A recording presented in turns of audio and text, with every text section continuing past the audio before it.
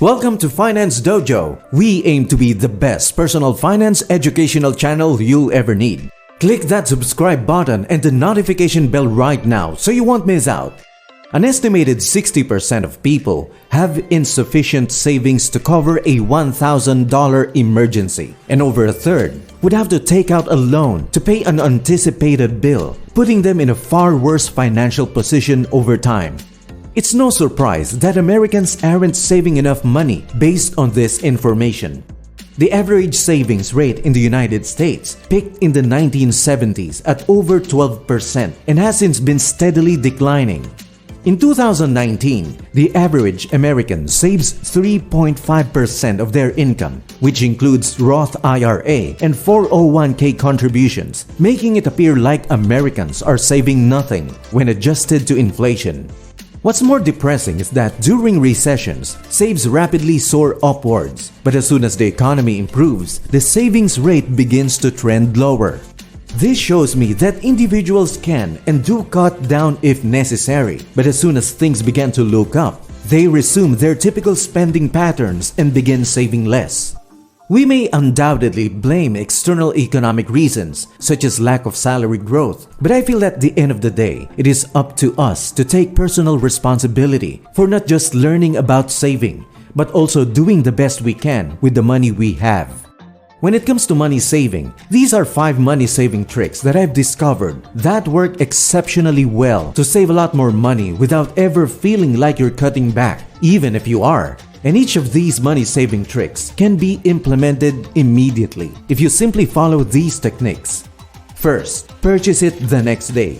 This one is all about reducing the impulse purchases that you make without even realizing it. And it gets even more interesting as you dig deeper into it. This is because many studies have shown that shopping releases dopamine in the brain, which causes a feeling of happiness and well-being. And if we dig even deeper into the effects of shopping on the brain, this was fascinating to me, but the greatest thing is that they discovered that a genuine dopamine rush doesn't come from purchasing the object you're going out to obtain. Instead, it comes from the anticipation of buying the item itself. From this, we can deduce that buying something won't necessarily give you that fun excitement that you're looking for, and that you can get just as much pleasure from shopping if you don't buy anything and instead just window shop, which also saves you a lot of money. This is very much the method I've always used. I don't buy anything I desire immediately away if I see it. Instead, I'll sleep on it and see whether I still want it the next day, which I usually don't. By waiting 24 hours, you may save a lot of money if you do the same. Second, would you prefer to have the money?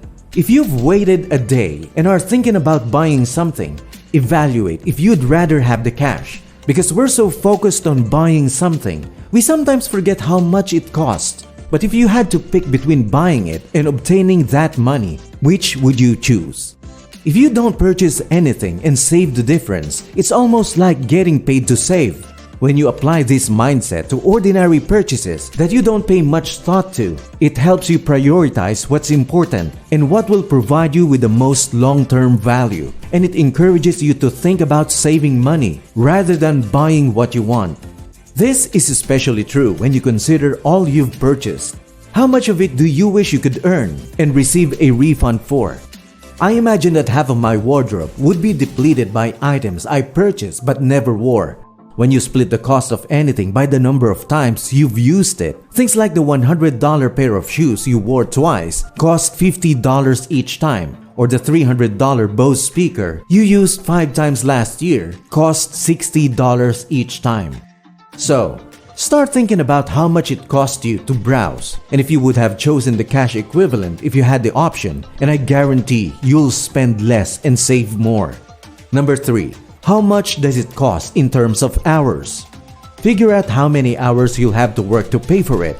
If you earn $20 per hour and spend $60 on supper, you have 3 hours available. Spending $20 on lunch is the equivalent of working an extra hour to cover the cost. The book Your Money or Your Life is based on this principle. I'll give you a summary if you don't want to read it. We all have a certain amount of time in this world, and it's up to us to maximize it financially and personally. We shouldn't squander our time on things that don't provide us with long-term value, because time is a scarce resource. When you consider how long you'll have to work to pay for something you may or may not utilize, it's difficult to justify purchasing it. I suppose I'd rather eat a Snickers bar and then run for 40 minutes to burn it off when I'm working out. I don't want to eat Snickers.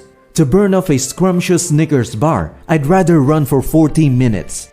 It's simpler to cut things out than it is to burn them off. And the same is true when it comes to money. It's simpler to refrain from purchasing something than it is to earn more money to pay for it. I promise that once you start thinking like this, you'll be more conscious of where you spend your money and how long it will take you to pay it back. Number 4. Conserve your funds. Transferring money to another account is a pleasant practice you may perform every time you spend less money or save something. This is a terrific strategy to ensure that you save that money, and it's successful since you can see the consequences of your savings right away by having more money in your bank account. For example, instead of going out to lunch and spending $20, you prepared at home and only spent $10.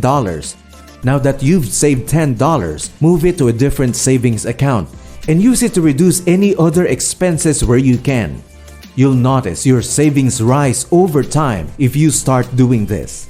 Again, this is about getting quick effects from gradually cutting back. You'll be enthusiastic about having more money once you see it in action, and you'll be more inclined to remain with it. Number 5. Value in the future.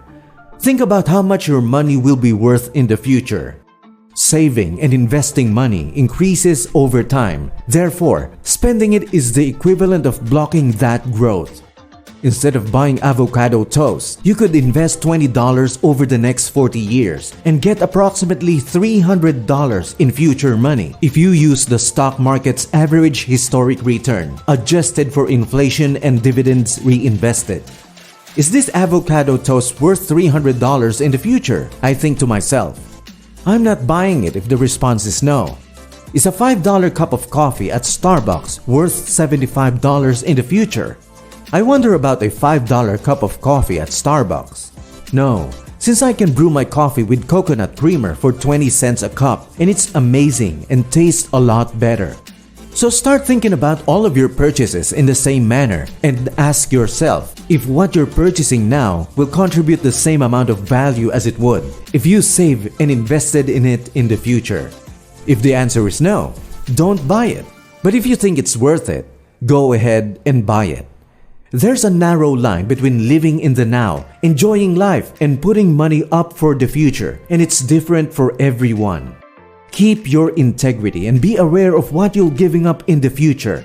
And if you buy something today, it's critical to strike a balance so you don't feel deprived while saving money for the future.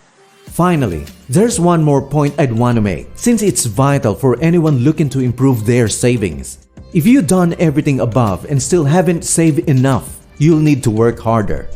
That is correct. You can only save so much money at a given time. You can only cut back so much before becoming a minimalist, living in a van, fasting intermittently, and picking up coins off the ground. Instead of conserving more money, you should start studying how to improve your income at that moment. Learning a new skill, picking up a second job, or switching careers are all possibilities. Increased income is the final stage towards saving more money. And just as you can't save any more money, you can't work any more hours. Any business that produces results, whether it's sales, affiliate marketing, or online, appeals to me. Any business that compensates you based on your performance rather than the number of hours you work. You may save a lot of money without realizing it until you peek at your bank account and notice additional Benjamins if you follow these strategies slowly over time and stick with them. As always, this video is for educational purposes only and not financial advice. You should always do your own research and speak to a financial advisor before making any investment decisions. Thank you for watching and see you in the next one.